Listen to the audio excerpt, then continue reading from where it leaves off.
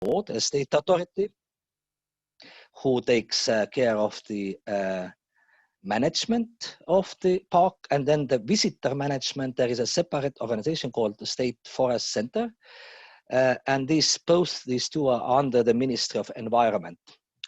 Then the third logotype here is very important here in developing products and promoting the area is a local leader group, so European leader program, and it covers a park area, but even more than area around. But luckily, being on the border of actually two counties, we have one leader organization, which makes all this kind of cooperation project or investments more easy to do. And then Visit Soomaa, it is the association of local tourism businesses. We have currently 23 members, and it consists of activity providers like me, local guides, but also local producers of cider and juice, local accommodations, catering, and rental services of different kinds.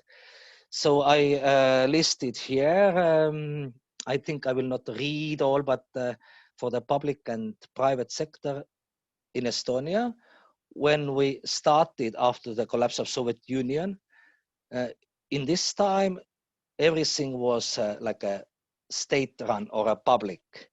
But very quickly, the privatization and the rise of private small businesses came. So the tourism didn't exist at all in our area before creation of National Park and before Estonia became independent. So today it is quite well defined that some tasks are done by public sector, like taking care of the trails, visitor information. They run visitor center. I have somewhere in this photo, this is a center of the park. Also, they create materials like films. Last year, there is a made new film about park, celebrating 110 years of nature conservation in Estonia. All the national parks have got the new like a promotional films, and of course participating then from the public sector in the cooperation with private sector for some common activities, which are listed here down in a third line, green color line. I don't think it is that different from Slovak, but still I wanted to highlight this. So the definition of roles, who does what, I think it's quite important that you as a private business participant, that you understand. And in Soomaa, we have been participating in different certification and quality schemes. There is constantly going on some planning process, of course, also because of the local municipalities. But one special thing, special for Estonia, is that two counties where the park is located, they have together decided to have a special thematic plan for Soomaa, for the national park. So, and this is then approved by our parliament. And it's kind of a strategy, but also kind of action plan for different activities, not only about visitation and tourism, but generally like different sectors in this region. And yeah, of course, then marketing activities, which I am not going to tell very much in this presentation, but this is also carried out by public and private together. So with some financing, we can attend travel fairs like here. Also important for promoting Soomaa and creating visibility is a different kind of fan trips and journalist visiting.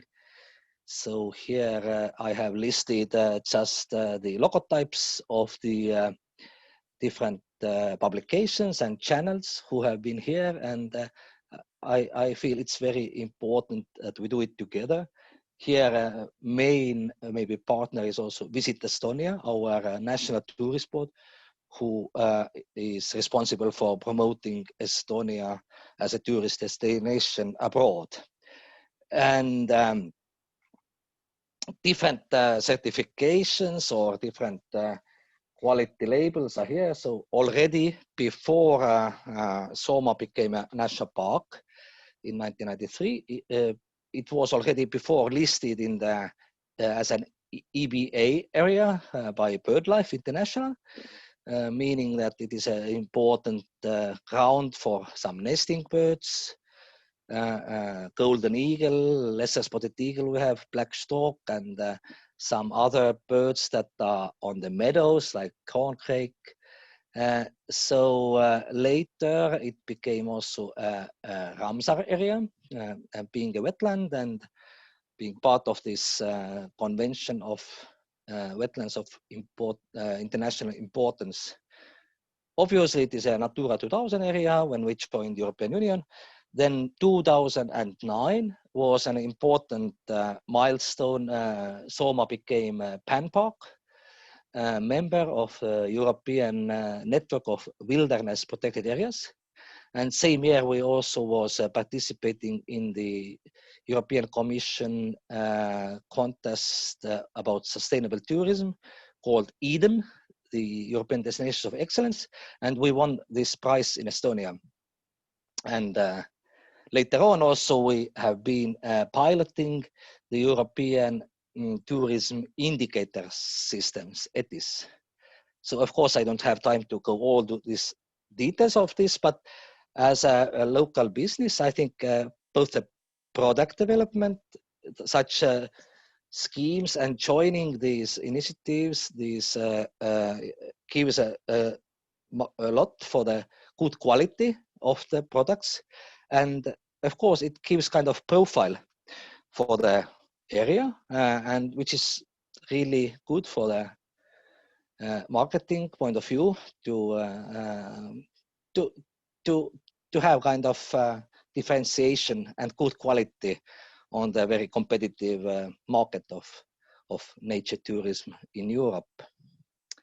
And at the moment, we have last 2 years been working to have a certification from Europark, the European network of protected areas, and the charter, the Sustainable Tourism Charter. So verifiers have been here in June as the lockdown was over, and they could come, and we are expecting to be certified by Europark end of this year, or maybe beginning of next year. And as well, we are at the moment together with Pärnu, closest town here, working for Green Destinations certification scheme. So one very specific natural feature, a phenomenon here, what has made also Soomaa known in Estonia, but also in our neighboring countries, is regular floods that are called a fifth season by local people. It means that because the country is flat, there are several rivers getting together, and often with heavy rains, and even more often when snow is melting in early spring, all this melting water cannot have enough place inside the rivers, and it comes out from the rivers and floods the meadows as well as some floodplain forests. So this time has been an interesting challenge because you cannot access very well, even local roads are flooded sometimes, but it makes everything accessible by boat. So this type of canoe trips that we organize during flooding in the forest, it just became very successful product, tourist product, both domestically as well as in our neighboring countries. So like Latvians from Riga often come only for this reason, and they know that in Estonia there is a park where you can, same way like in the Amazon, go for a boat trip into the flooded forests. And the winters, last 10 years, they are not very stable. So what happens sometimes is that these floods, they come also during winter. It's becoming quite a norm last winters. And it can also mean that if it then gets colder again, everything freezes. So we have had some nice ice fields, natural ice fields, and for using such season, it's good for ice skating, and also this type of activity trips on the kick sleds or kick sparks. So of course it is very dependent on these special conditions, and you cannot really plan it. So we don't know if it happens also in the coming winter, or if it happens when it comes, and how many weeks we could have such a nice ice. Another very unique thing connected to this fifth season is the building and kind of living heritage of old type of boat. Some people claim it as the oldest type of boats. So for such a dugout boat or one log boat, you take a big log and you carve it, and you get a very primitive type. But if you do it with a modern technology like it has done here, it becomes quite similar to canoe. So it's not very heavy, but kind of light and still a really old type of boat. And during last 1.5 years, we have been working on the project to apply this tradition of building dugout boats and using it on the rivers and floods of Soomaa. We have been applying it to the UNESCO Intangible Heritage list. It's not us here, but actually it goes through the Ministry of Culture. So next year in 2021, we expect the results, and hope, of course, that we are getting listed there, which opens again new possibilities for promoting Soomaa as a destination through the network of UNESCO heritage objects. So I think I came to the end of my slides, and thank you very much. Not sure if we can have questions right now. If not, I hope to join the session that comes after the other presentations. Aitäh, thank you, takujem.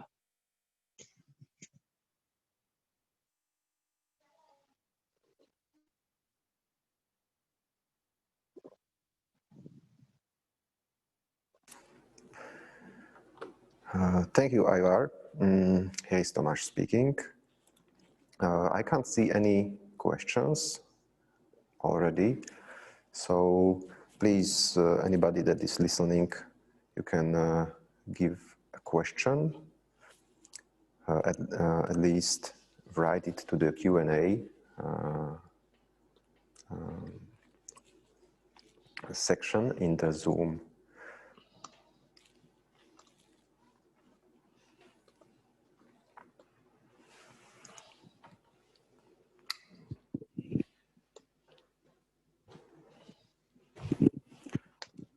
We can wait a moment for the questions.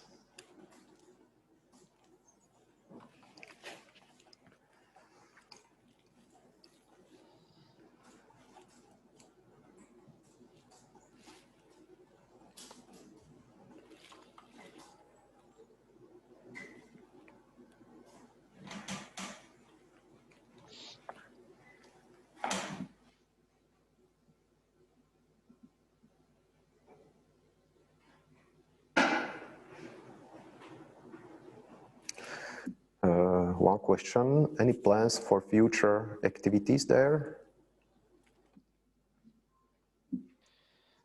Our current challenges are, of course, connected to recovery. So, as I said, last year we only had 1/4 of international visitors, and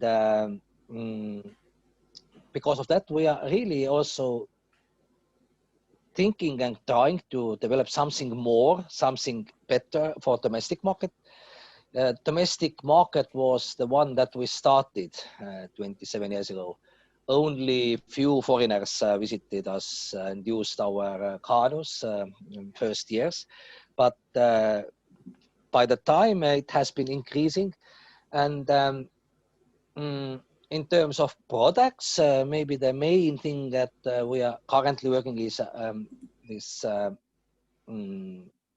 using the dugout boat heritage. So we would like to invite people next summer that they can also participate in building process of these boats. So when visiting the area, and if they know that there is something that belongs to the UNESCO heritage list, most probably they are interested to somehow experience it. So at the moment it's not easy. These boats are built very seldom, and we would like to have kind of regular opportunity to come to the farm, participate in the process, and then also go and take a little trip by dugout boat instead of plastic boat.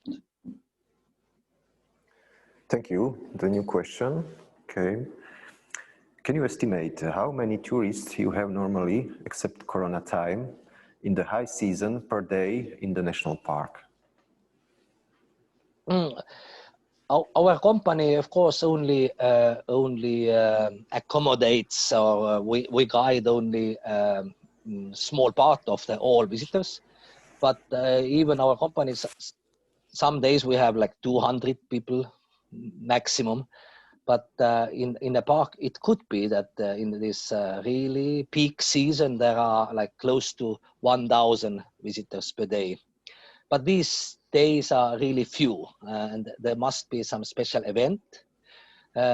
Probably one of the such really peak visitations are during a flood. So if the flood is really big, then also canoe companies from some other regions of Estonia come here with their canoes on the trailers, and it can be compared with some kind of canoeing festival, even the weekends of the flood time. Thank you. Another question. Hello. During the 5th season, you mentioned that you cannot predict the conditions. How do you prepare for a situation if your predictions or hopes are not met? Does a slow 5th season affect you significantly?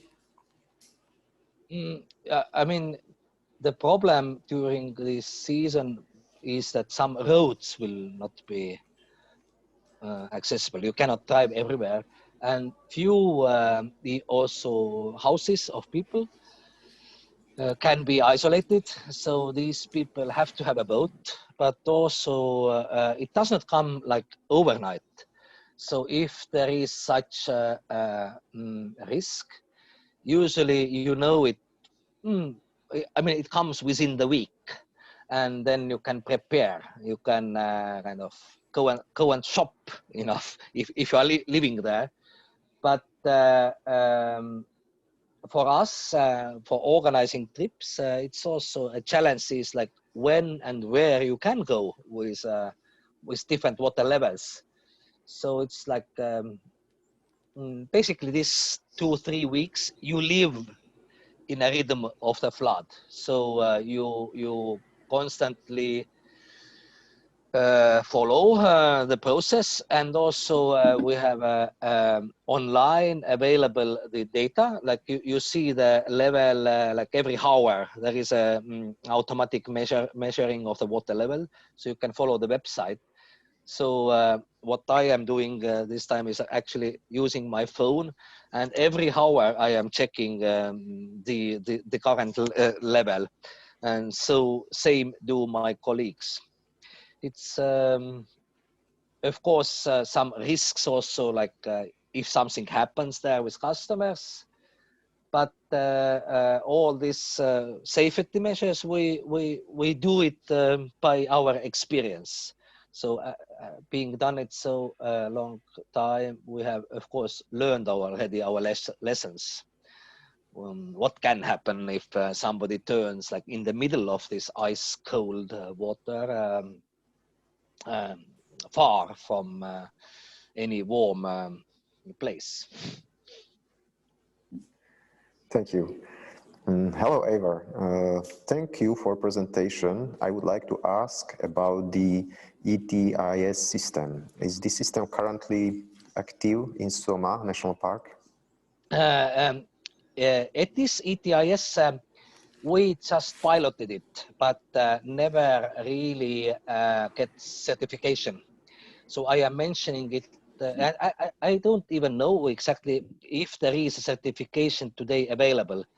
And the certification that we currently know, and what we are going to have is this two others that I mentioned, Europark and Green Destinations, hopefully next May, for the bigger destination than Soomaa, for a Pärnu destination where Soomaa is just part of it.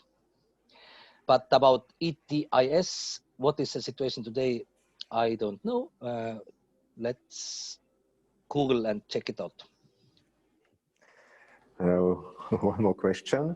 Do you cooperate with international exchange programs or volunteers of similar programs?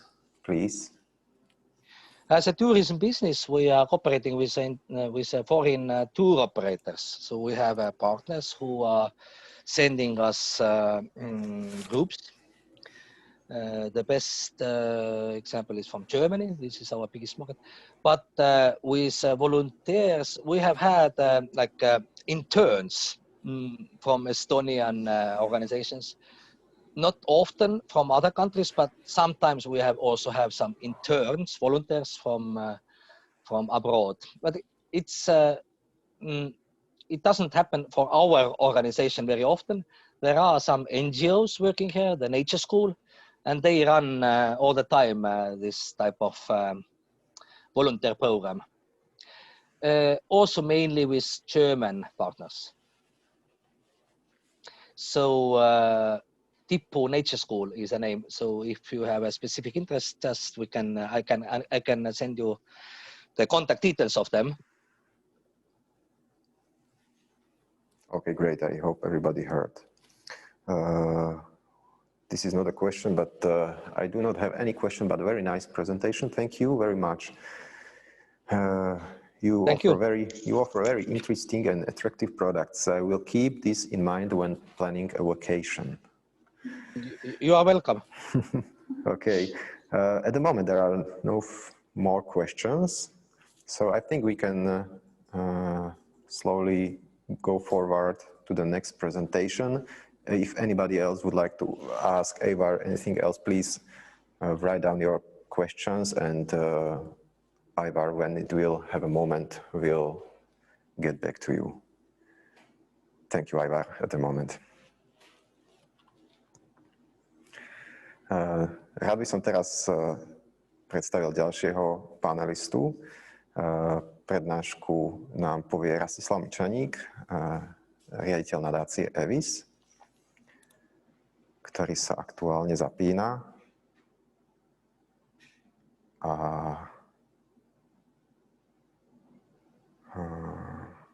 Momentíček.